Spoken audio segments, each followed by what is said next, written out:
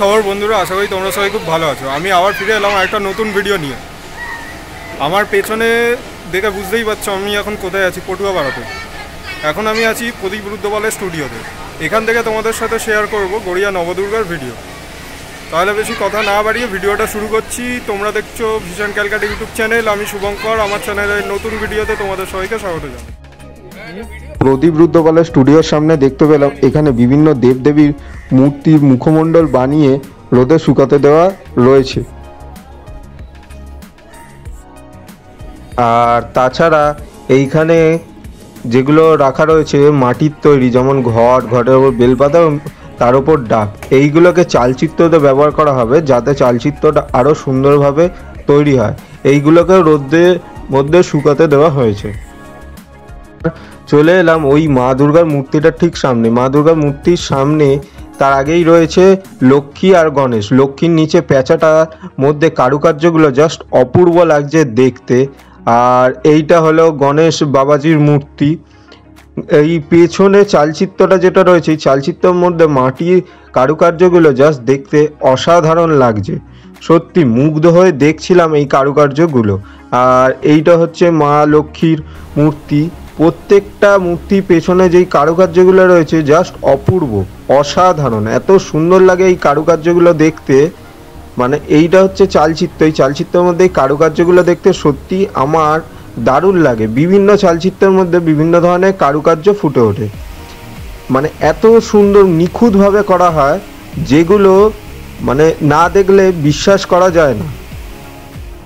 এই যে দেখো এত সুন্দর লাগে, মানে খুঁটিয়ে খুঁটিয়ে এইগুলো করা হয়েছে, যেরকম আমরা আলপনা দিই সেই রকমভাবে এগুলো করা হয়েছে। আর এইটা হলো মহিষাসুর মর্দিনীর মূর্তি।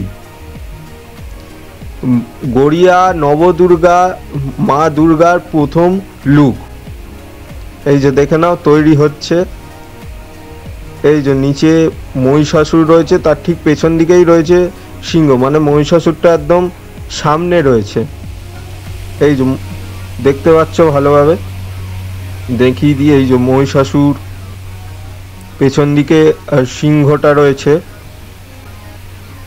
একদম সিংহের পায়ের তলায় রয়েছে মহিষ। এইটা হচ্ছে পাট। এই পাট দিয়ে সিংহের কেশরগুলোকে তৈরি করা হয়। যখন কেশরটা তৈরি হয়ে যায় তখন দেখতে আরো দারুণ লাগে। মানে মাটির ওপর খড় দিয়েও কেশর তৈরি হয়, আর তারপর এইগুলোকেও ব্যবহার করা হয় কেশর তৈরির কাজে। লক্ষ্মীর বাহন পেঁচা। সেই পেঁচার ডানা তৈরি হচ্ছে ঠিক এইভাবে, ছাঁচের মধ্যে মাটি দিয়ে সেই মাটির মধ্যে ডানার ছাপটা ফুটিয়ে তোলা হচ্ছে। এই যে এইখানে ছাঁচের মধ্যে ডানার ছাপটা রয়েছে, ওর মধ্যে মাটিটাকে ফেলা হচ্ছে এবং ওই মাটির মধ্যে ডানার ছাপটা ফুটে উঠছে। এই যে এতক্ষণ ধরে দেখছিলাম ছাঁচের মধ্যে মাটি দিয়ে কিভাবে ডানাগুলোকে তৈরি করা হচ্ছে। এই যে সেই ডানাগুলো তৈরি করে এইখানটায় রাখা রয়েছে। একজন শিল্পীর হাত ধরে মা দুর্গার বাদবাকি 8টি রূপের প্রস্তুতি চলছে জোর কদমে। তার কাছ থেকে শুনে নি গড়িয়া নবদুর্গা অর্থাৎ মিতালির সঙ্গে দুর্গাপুজো সম্পর্কে। আমরা যখন এখান থেকে গড়িয়া নামতাম, নেমে একটা মহলটা খুবই জমজমাট থাকতো। তা মনের একটা আশা আরও একটা বেড়ে যেত যে গিয়ে দেখবো আমরা নবদুর্গায়। হ্যাঁ, এবারে যেতে যেতে মানুষের বিশাল ভিড় হয়ে যায়, লাইন হয়ে যায়। লাইনে দাঁড়িয়ে দাঁড়িয়ে আমরা সেই এনজয়টা নিতাম। আর আমাকে পাসও দিত, তবে পাস আমরা কোনো সময় নিয়ে যেতাম না। সুন্দর করে তো তৈরি করি।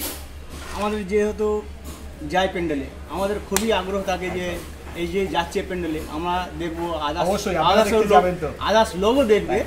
হ্যাঁ, সবাই যেন এই দুর্গা দর্শনটা সবাই যেন পায়। এই নবদুর্গা নরূপ, এর মায়ের একটা নরূপ, মানে বিশাল ব্যাপার একটা। হ্যাঁ, তো এই নরূপের পূজা হবো মানে একটা সৃষ্টি, মানে খুবই একটা ভালো অভিনন্দন, মানে ভালো জিনিস বোঝায় আর কি। তা সেই হিসাবে আমার খুবই ভালো লাগে আমাদের।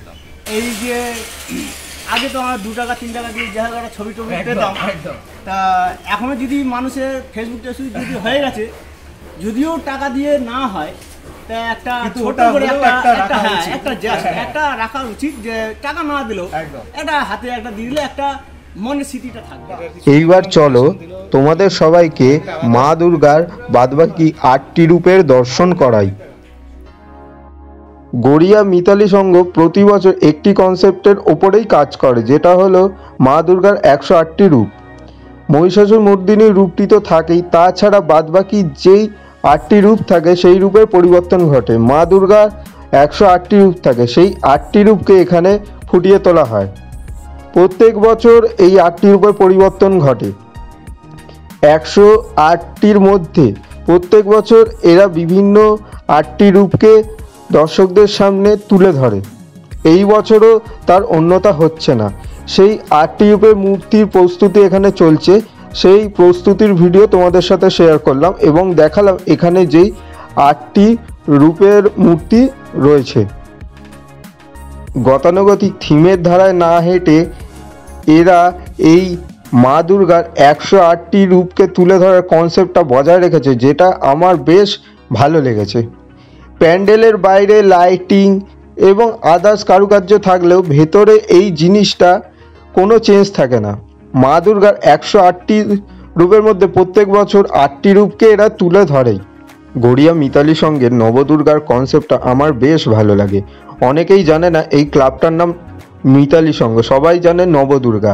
নবদুর্গা বললে সবাই এক চান্সে গড়িয়ার নবদুর্গাকেই দেখিয়ে দেয়। আমার এই কনসেপ্টটা দারুণ লাগে। আমি এই কনসেপ্টের টানেই প্রত্যেক বছর গড়িয়া মিতালি সংঘতে যাই। এই ধরনের কনসেপ্ট উপহার দেওয়ার জন্য গড়িয়া মিতালি সংঘকে অসংখ্য ধন্যবাদ। প্রদীপ রুদ্রপালের স্টুডিওতে যে সকল শিল্পীরা রয়েছেন তাদের মধ্যে কিছু জনকে দেখলাম প্রতিমার হাত তৈরি করছেন, মানে হাতের তালু আঙ্গুল এগুলো খুব নিষ্ঠা সহকারে তৈরি করছেন, যেটা দেখতে সত্যি দারুণ লাগলো। এগুলো তো সবসময় দেখতে পাই না, এই পটুয়াপাড়ায় এসে বা সব স্টুডিওতে এসেই দেখতে পাই। এগুলো সামনাসামনি দেখতে পেলে আমার সত্যি খুব দারুণ লাগে।